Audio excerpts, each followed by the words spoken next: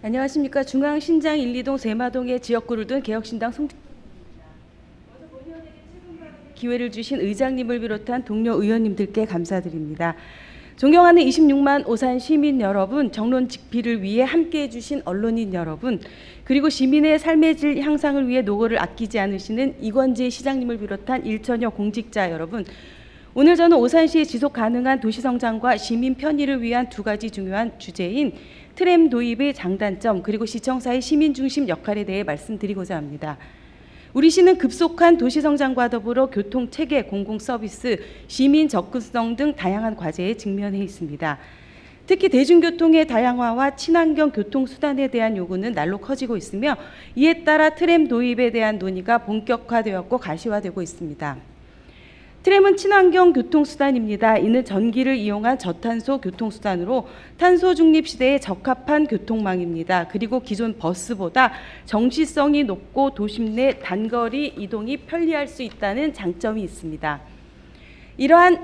그러나 이러한 장점은 명시적인 것일 뿐 우리 시에 적용했을 때 어떠한 부작용과 문제점이 있는지 면밀히 살펴보아야 합니다. 동탄 도시철도 트램의 구간은 망포, 동탄, 오산입니다. 여기서 오산 구간의 길이는 2.9km로 운암뜰역, 시청역, 오산역 3개의 역으로 진행될 예정입니다. 위에서 언급한 트램의 명시적인 장점에 반해 오산시 구간 트램의 문제점에 대해 살펴보도록 하겠습니다. 민선 7기 당시 오산시의회 의원들에 따르면 오산시에 도입되는 트램은 오산시 부담금이 없이 오산 시내를 관통하는 노선의 경우 지하로 계획되었다고 말하고 있습니다.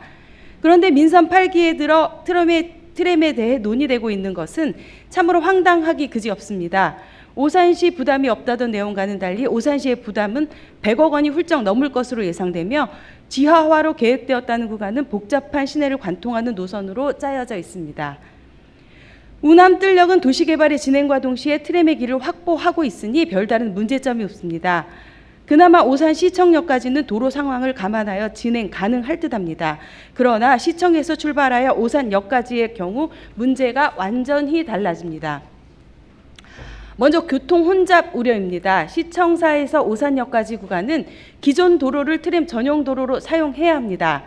이는 안 그래도 복잡한 시청사 앞에 심각한 차량 정체를 유발하게 될 것입니다.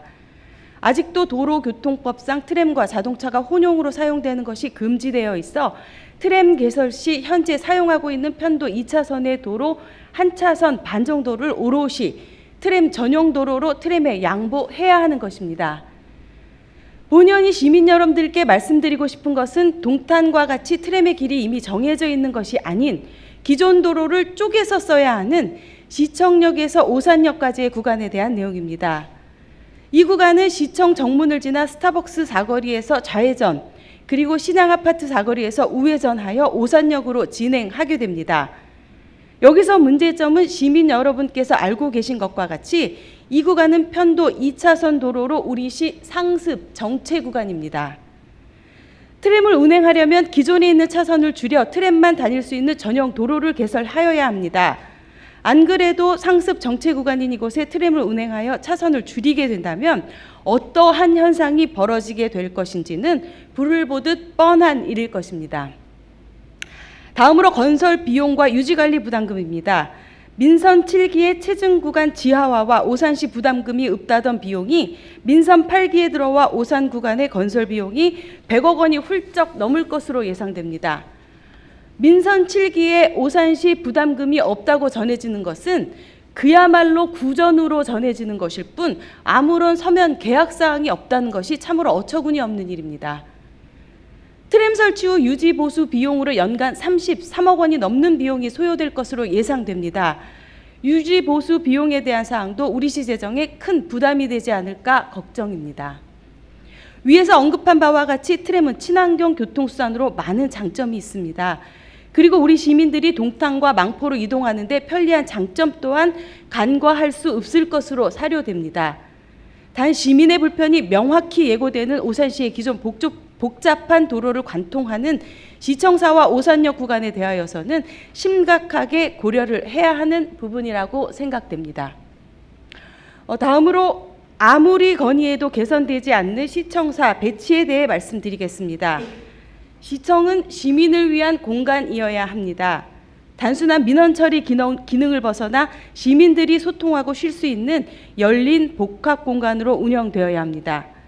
그리고 이에 더해 청사 배치는 연령대별 또는 각 과별 특성에 맞게 시민이 편리하게 이용할 수 있도록 배치되어야 합니다. 우리 시 별관 5층은 찾아가기 복잡한 구조입니다.